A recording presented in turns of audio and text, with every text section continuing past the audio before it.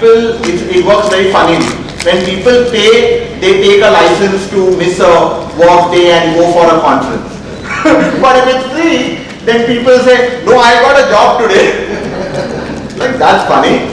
But nevertheless, we accepted that, and then we said that Saturday is then what works for most people.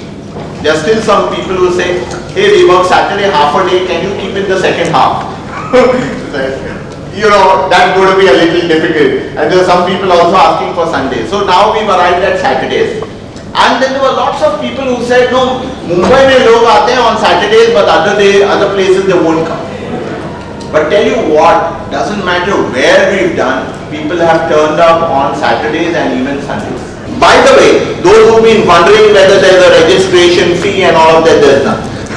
At MTHR, we work on the basis of partnerships, on great collaborations, and therefore the Round Glass team, Ravi and Kira and so many Amit, people outside, and all of them deserve a big round of applause. How do you do that? How do you do learning? How do you give? This is one of the most important thing. Countries and communities which give lot tend to be more happier and more well than countries which does not. And sustainability, because a lot of people have seen the movie like Matrix, and one of the scene, the computer will say, you are the virus that makes this earth, you are killing this earth. So our job is to eradicate it, and we know how to repair it. Which is true actually. We as human beings are the people who destroy the sustainability of the earth. So we do a lot of those things. Good morning everybody. Again, it's a pleasure to be here with many of you today. A round of applause for people who made this happen, and I'm doing this again for Round Glass and to Rajesh who put this entire thing together. So can we do that as well? I read a very interesting piece that if you clap, it's supposed to manage your blood pressure. I think this is what our nation needs the most. Many of us have known of this prior. Everybody knows this. I mean, in the good old days, people will always talk about, hey, early to bed, early to rise, make sure that you go. And in those days, you had temples. Now, those temples are not small temples. You had a prahara, which is you've got to circumambulate that place. By the time you finish 2 rounds or 3 rounds of that, you would have done your 3 kilometers and life is good. You have to eat on time. There were several things which was part of the wellness. Meditation was so much ingrained in all of what we did. It was a very happy life. And then things started to move, things started to take shape in different forms. Today we are at a stage where we're starting to rediscover some of the insights that our forefathers had. I read a very interesting book. This is about eat, sleep, and move. This is by a gentleman called Tom Ruff. Now, if you have not read that book, please note it down. I'm going to repeat this. Tom Ruff has written a book, Eat, Sleep, Move. By the way, he gives me no credit, and I'm not his partner. I just found this book extremely valuable. Because after what I read, I make sure that I go to bed on time. So, time is, you got to make sure that you have at least 7 to 8 hours of sleep. These are programs. And there will be more programs. I don't want to bore you with all the stuff that we do. But the wait and watch, or the climb-a-thon, because in a place like Bombay, it's very difficult to organize a running event. But we all can climb stairs. There's only 3 flights of stairs to bring you up here. How many of you really climb? You're done nudge, you're done buddy. Now we are giving you a book called Flourish.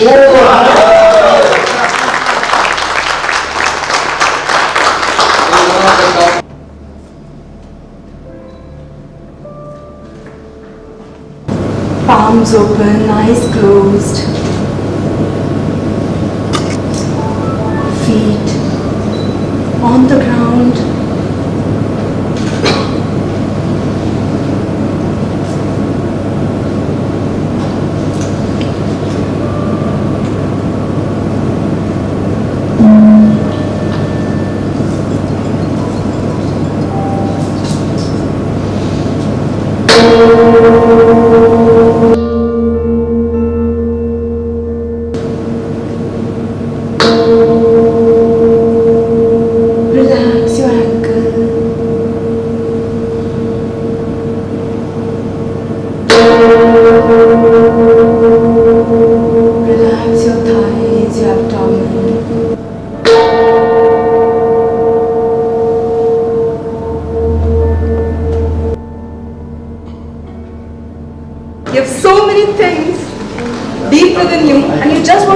the world know. It's enough, just letting it out. And another thing, do you have any issue on your ankle or your feet? You need to check it. What sound meditation does is, it is a preventive therapy too. In many cases, for example, we might be having doctors also here. They might agree. Cancer is such a disease which doesn't happen, just taking an example, it doesn't happen one day. Today morning and then, it doesn't happen like that. It might be in your body since years. We manifest diseases because of our emotions. Hatred, a lot of grudge, a lot of anger. These are the reasons why people manifest such things. This is preventive because wherever you might have felt pain, kindly focus on those areas. Your body is trying to tell you something. There's an awareness that it's giving you. Totally aware from and different from the routine. That is one thing. At the same time, I would like to add that the response of each person will be hugely varies. It is quite different from one person to another. Go to sleep a little late and wake up a little late. Actually, that my job demands. Okay. So for example, if a person sleeps by 10 and wakes up by 6. So most of all, did you all enjoy the experience? That's the question. We use these words all the time. How many of us say, the vibes were good? Do you use this phrase? Yeah. The energy in the room was so high or low, right?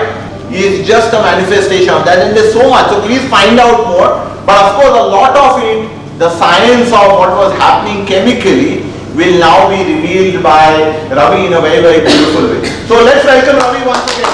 There are two views to happiness. One is the spiritual view, which is what most of us know.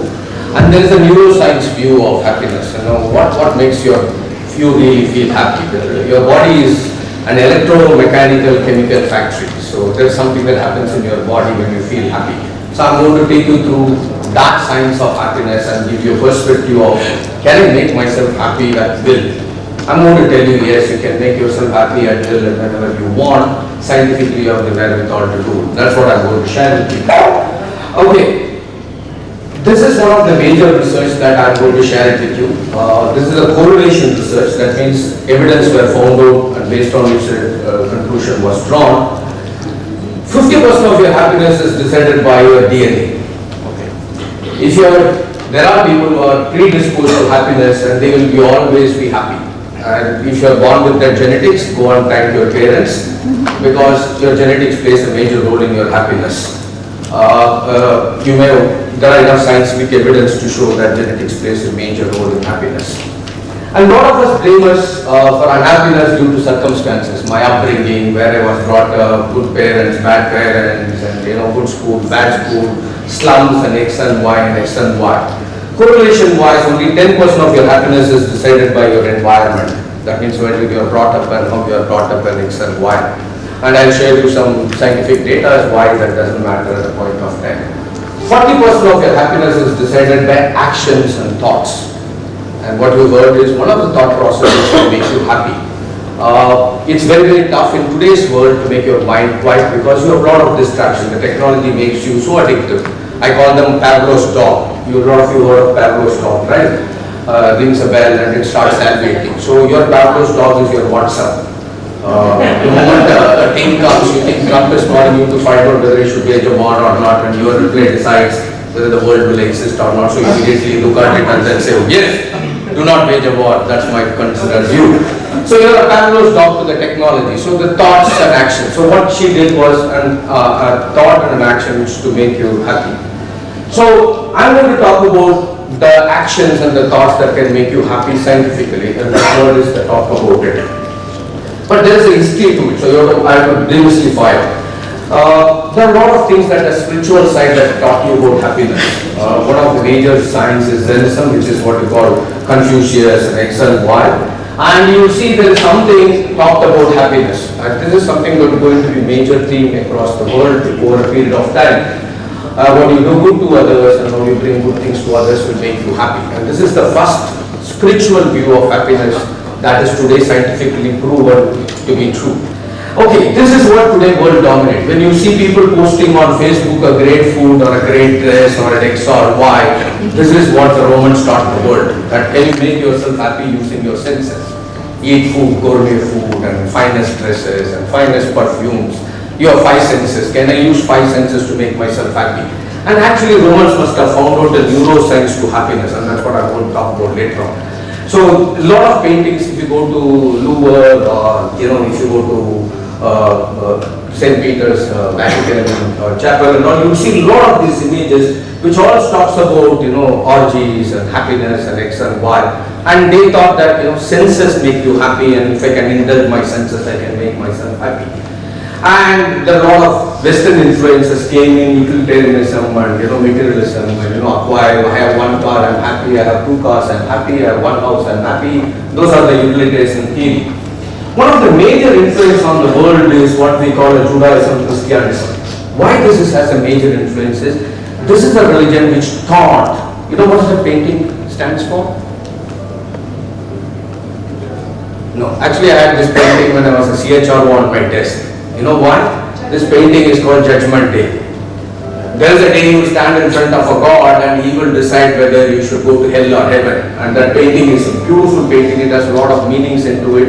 And actually Michelangelo played a prank on the Pope because he didn't pay for this painting. So the devil face is actually the Pope of that time, who was the face. And when somebody went and told, not the Pope actually, the Pope's treasurer, and the treasurer went and complained saying, he has drawn my face into the thing. He says, in the matter of hell and heaven I can't interfere, so let's leave it as it is. So the painting stands in it as a thing. So you will see people are either sent to hell, which is on the downstairs, and there's a famous the boat that takes you to the hell.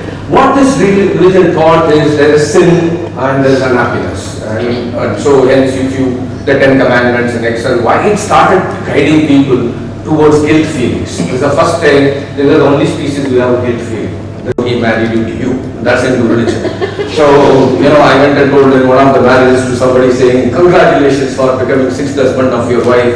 Her father got upset and he came and told me, what are you telling me? He said, go and ask Purohit. That's what he did to your daughter. And that's what it is. So in Hindu religion there is actually no hell or heaven. Actually in the 4 religions, 4 Vedas, there is no hell or heaven. Okay, now let's look at the top 20 countries which are high in the happiness index. And you will wonder why when you go to an hospital that doctor is always not in a very good mood with you, you understand why he's not in a good mood, because a lot of these things matters in an organization. How does the policy and process sounds to an employee, because that triggers the dopamine again, because the policies and process are like religion. If I feel my religion is making me feel guilty more and more every day, so I go to, every time when I go to temple, I'm going to, get rid of my guilt, then you have a problem. So a lot of companies, policies, processes plays a major role in triggering a dopamine to a person of a company. And a lot of time people don't realize it, and it has an effect on that thing. Okay, the second biggest hormone that plays is oxytocin. All of us go through it right from the teenage side. It's called a love hormone. Love doesn't mean only the normal Hindi movie type of a romantic love or something. It is feeling nice about, I look at my mom and I feel love towards her, and my father and X and Y. Even love towards a friend, and those type of things. It triggers a huge amount of things. And you see that 5 things can trigger this chemical heavily. And this is called a cuddle hormone. And today Me Too world of hashtag is dangerous to cuddle everyone. So you have to be very careful of it. So you have to find out your way to cuddle someone. But believe me, when you touch another human being, automatically the person starts feeling much more happy. This chemical gets created. That's why when a child is picked up and held upon, it makes the child releases that chemical, and that's why the child is immediately happy. So you think the child is seeking attention? No, it is only seeking happiness. It's not seeking attention, because when a mother or anyone picks up the child and holds it very close, that cuddle and the thing. So these are the things that makes a human being happy. So it can be any goal. Today I'm going to cook a good food, or today I'm going to do a good deed to somebody else. The moment you create a purpose to your brain, it creates a lot of oxytocin. So, and creating communities is another way of triggering oxytocin. That's why a lot of corporates are trying to create user-based communities. This is one of the experiments I am showing that in one of the company we created what we call a corporate social network and let employees create their own communities rather than company creating communities and doing it. And it was phenomenal communities got created. Okay, now I'm going to the last chemical called endorphin. Okay, this is one of the finest chemicals that you can do, and this is a chemical which can give you like dopamine instant happiness. And this chemical gets triggered by a lot of physical activities. So if you think somebody is running a marathon and he is a wonky guy, he is not, because after some time after you start running, when your body undergoes what we call an endurance, when the body has to trigger the endurance, it has to trigger endorphin to make you endure. Otherwise you can't run. When you're climbing or trekking or something, after the first kilometer of trekking, your endorphin has to kick in by your body to withstand pain and everything else that the body will produce. When it releases that chemical, like a morphine, endorphin belongs to the same chemical of morphines. So you can get an LSD and morphine without doing all those illegal drugs. Is by doing any activity that promotes these type of a thing. Go and watch a stand-up comedy. Laughter, because laughter again involves after some time. If you continuously laugh, it is an endurance for the body, because it's not designed to laugh continuously. Then it has to trigger endorphin. So endorphin is a chemical which is the fastest chemical that you can easily do. The moment you feel very unhappy, put on a shoe and start walking. And after 30 to 45 minutes of your walking, you will see your mood changes automatically because the body will kick in the endorphin into the game. Then you have to alert the watch committee and say there's a problem here. So you have to be very careful. So we created a game and then made it, and we had around 70% of the employees playing the game on their mobile, giving 360-degree feedback. So we decided to look at a lot of processes, whether we can make it into a fun activity, and these are some of the things that, these are examples across the globe where HR is introducing concepts that are making the business into fun, because it need not be a torturous. And this is where today the science of happiness is going. They are trying to understand what happens to spirituality when spirituality enters into the happiness. So you can go to Google and type this video. Why? Because when they do this brain scan, it shows the highest concentration of happiness indicators in the brain, because brain releases those chemicals which are all related to happiness. And now they are trying to understand, is there something in the spirituality that can lead to happiness?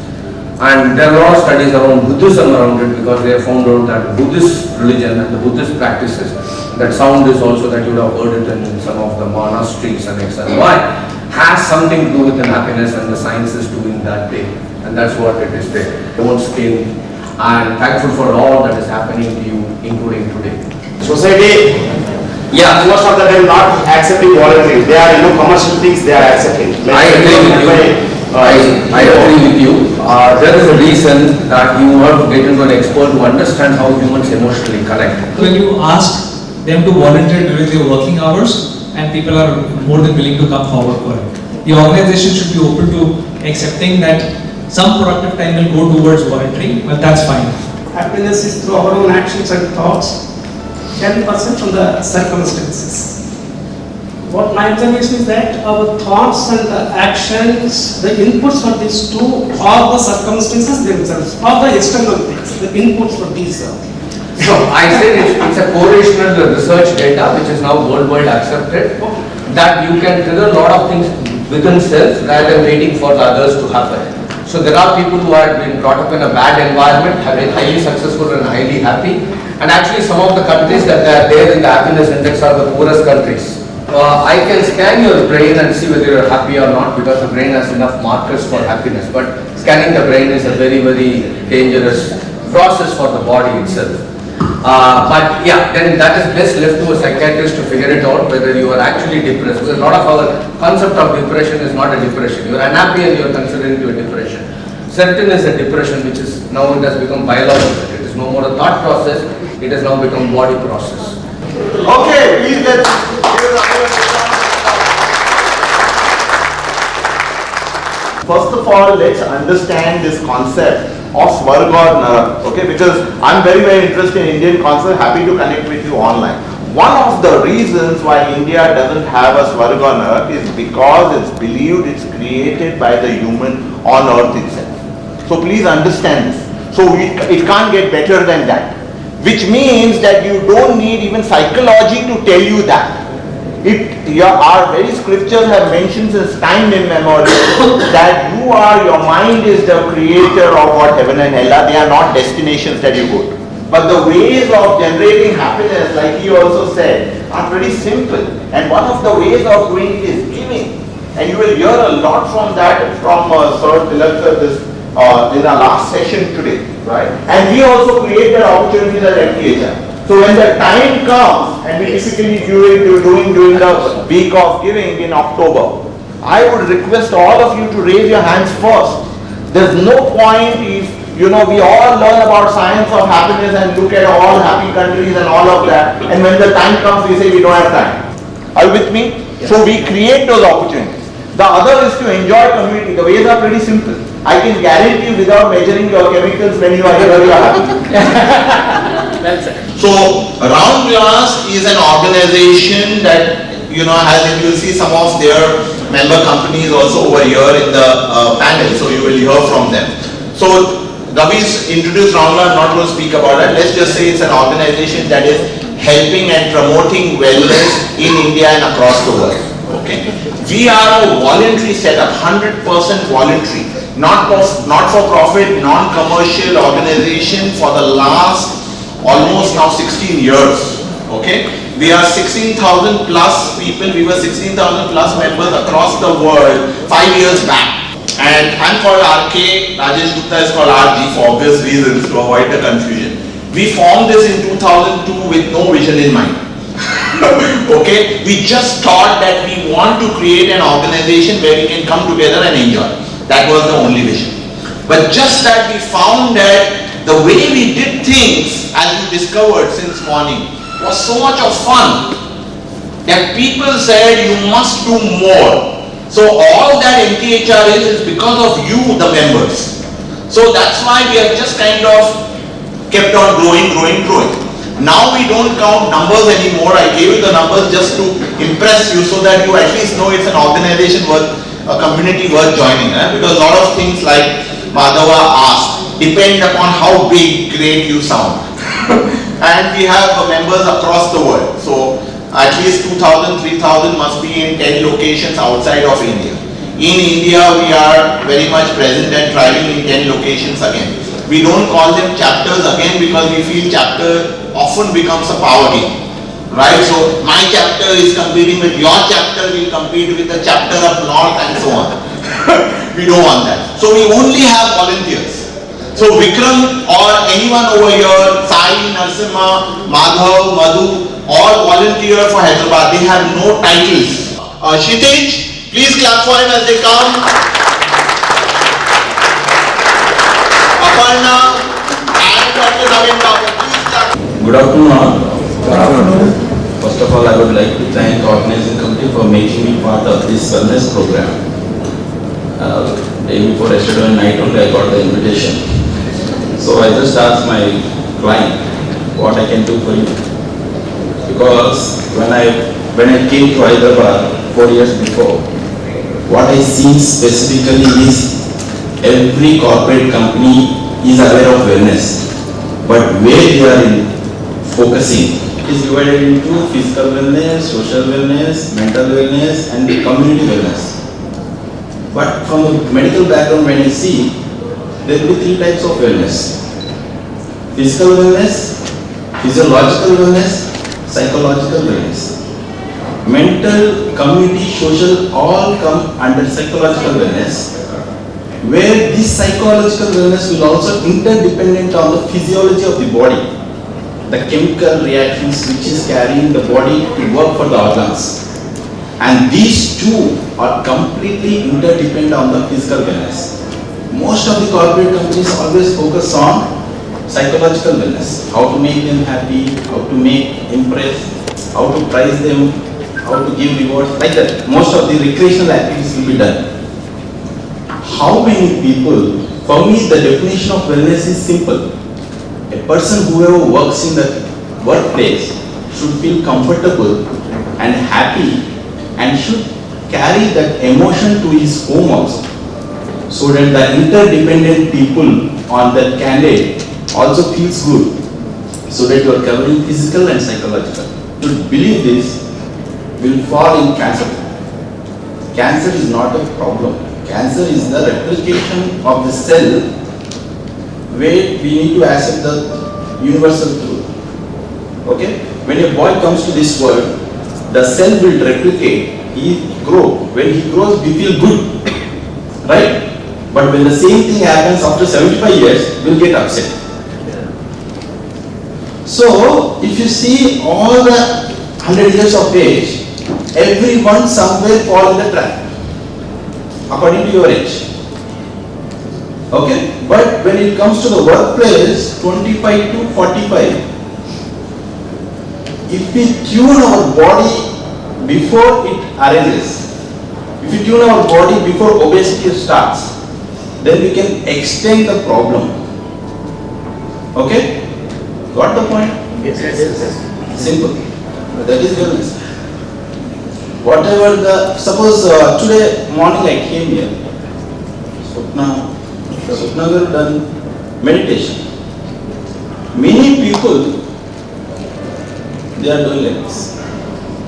They are doing this. Meditation is simple in my point. Spinal cord is the extension of the brain where cerebrospinal fluid, that is 55 ml, from birth to death it will travel in a cycle that in yoga called as chakras.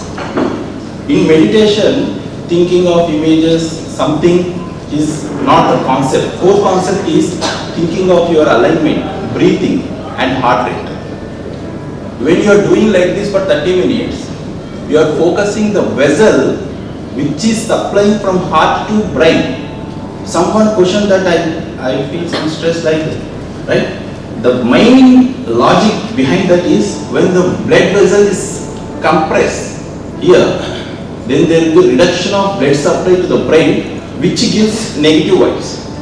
They may feel something stress, something disturbances which is not focusing on part. I represent here an organization called Zujubi, and Zujubi has been a very special journey for me personally as well. I manage the sales and the customer success to the organization. Zujubi has been around for about 4 years now, incubated out of the Indian Institute of Management, Bangalore, also part of the Ramdas ecosystem. And Zujubi is basically, this is an application, a web and a mobile-based platform, which a lot of organizations are using today, thankfully to our magic, right? What the application does is basically employees can use it to form and maintain positive habits. And that's the contribution that we're trying to make to the well-being story. But the real reason why we exist the way we are today is because we want to see people help themselves to become a better version, a little every day. Especially the sound and then Ravi, your session, always, you draw insights, and there are a few things that I'm taking back as well, and Dr. Rama, who in fact, amazing, the way you kind of explained. I haven't seen a doctor explaining so well. And I was like, okay, I need to begin. And Kshitij, how should I describe myself? I would say I'm an imperfectionist. That's what I've kind of got to know over a period of time. I really draw a lot of insights from my experience. What I do, 2007, like all of you, 6, 7, got married, had kids, went through the midlife crisis, tried to figure out marathon route, tried some biking, vipassana, meditation, then the recent craze has been swimming. I feel with the summers in Hyderabad, that's the best way to kind of get in. We see some of that coming in very, very fast. We are at crossroads at this point of time, if you were to look at it, and while, we look at corporate wellness, and as Dr. said, and some of you will kind of, agree with me, wellness is not about work only, wellness is about you as an individual. My name is Ritu Srivastava. I am the founder of Obino. We are a health and wellness coaching platform. We started about 3.5 years ago. We're a venture-funded company. We're part of the Ramdas ecosystem. And over the last 3 years, we've had the opportunity to touch over 1 million lives and help a lot of chronic disease patients, because we work right across the spectrum right from weight loss to bodybuilding to chronic care management. So how we work is, it's a very simple format. We have an application which is available on Android and iOS. Anybody can download the application free of charge and use it to get fitter. And I think in the last 6 months alone, over 1 lakh kilos of weight have been lost on the platform by people using the application by themselves. But wherever you feel that you need a little more help, you can actually upgrade to a premium program, and we have in-house nutritionists, physiotherapists, Zumba instructors, fitness trainers, yoga instructors who then work with you one-on-one to get you to where you want to go. So that's a little about Obino. I actually started Obino about 5 years ago, primarily because I was with Airtel. I used to lead I was their head of brand and advertising, and I used to lead the marketing division there. What am I doing with my life? This quest for productivity was what started the initiatives of getting better, getting weller, getting healthier, getting fitter, whatever earl you want to put into it. It all started from productivity, but somewhere the race has kind of slowed down. Because the people running the race are now saying, where am I running to? Where am I going? Where does this race end? The usual, if I'm part of the rat race, am I still a rat? The same question. Where are we heading? And I think what's happening now is very interesting, because now it's gone from how much more can I do today to how happy am I doing what am I doing? How many people are HR here? So I feel these people are the strong pillars of any company, right? Because suppose for 100 employees, one HR is there. If HR decision is about wellness of their employee, then if we are aware of all these things, then definitely give opportunity for other services where it can bring wellness to their employees. So you are the bridge between healthcare provider, wellness, well-being and employees. So when it comes to the point, according to the recently I read some article from the Cornell University. Suppose, for example, if you sit for 5 hours a day, treatment a day, so many people are having the forward head posture, which I observed here. And next thing will be back pain, neck pain. These are the structural physical changes in the working place. When it comes to the physiology, only 2 things: blood pressure, hypertension and the diabetes. Recently, every software employee are in the risk zone of diabetes. If you release that stress, immediately the person will feel pain-free and he will join the project. Suppose if a project be given to a fit people and the painful people will take minimum 2 hours to complete the task, where the fittest people will complete within 1 hour. The reason is these people try for excuses, because they can't share with the manager, they can't share with the HR, whoever. So your productivity of the company will increase only when your employees are pain-free, when they are feeling good. Suppose if you have knee pain, if you go to a doctor, they will tell why you are getting knee pain. Sir, climbing stairs is painful. Immediately he will say, don't climb stairs. And you people will record that statement, and in your lifetime you will never use the steps. You will count from top to bottom. You can record. Okay? These are the tests which I done in clinic. I never ask you have a MRI or X-ray. I will just do my functional assessment test and will decide what is the root cause of the issue. So when it comes to the cervical, neck, they are forward to the shoulders, which is why they get headaches and dizziness sometimes, because the vessel which is passing through the cervical spine will get kinked when the alignment of the spine is forward. Got it? So those whoever stay like this for a long time, the muscles will be strained and the compression of the vessel will lead to the tension headaches. That is called as cervicogenic headache. One specific term for headaches. Cervicogenic headache, because these cervical muscles are very spasm. Now see the sky. completely.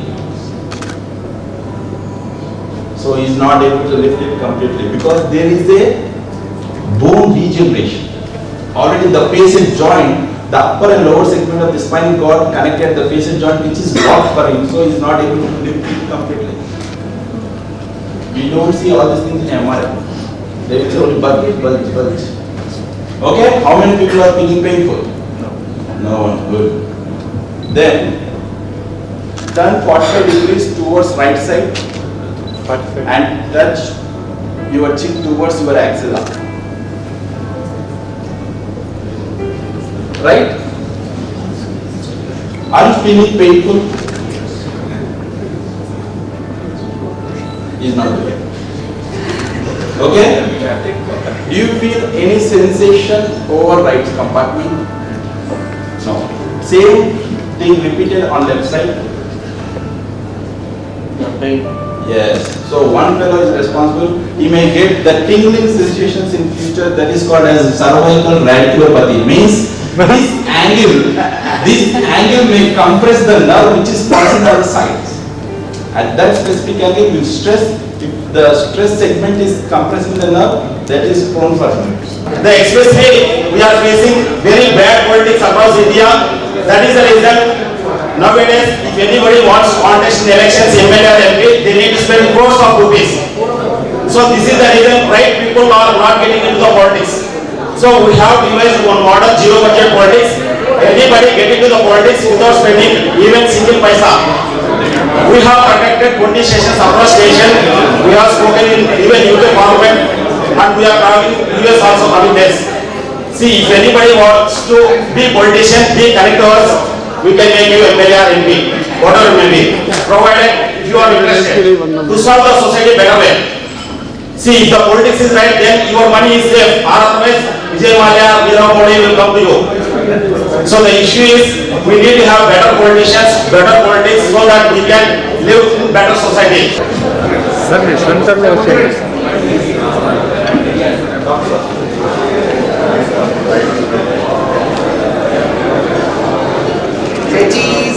Cheers. So now you have to say, when I say ha ha, say he he. Ha ha, he he. Ha ha, he he. Ha ha, he he. Ha ha, he he. Thank you.